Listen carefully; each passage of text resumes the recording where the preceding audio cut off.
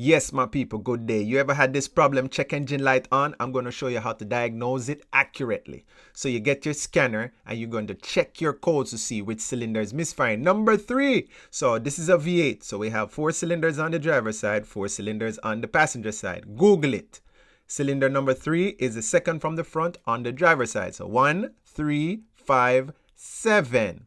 So what I'm going to do is I am going to remove the coil from the spot of cylinder number 3, which is the suspected bad coil, and I am going to place it in the spot of number 7. And same thing, I'm going to take number 7 and put it in the spot of number 3. Now, after I do that, and I plug everything back in, I erase the codes, then I'm going to start the car back up and I'm going to power brake it. Power braking is I put the vehicle in gear, put my foot on the brake and the gas at the same time. Check engine light pops back on. Put it back in park, cut the car back on, turn it back on, check the codes to see what the misfire is. Now it's cylinder number 7. So we started at 3, then it went to 7. So we know that the coil is the problem. So it needs a new coil. That was a fix. Have a nice day.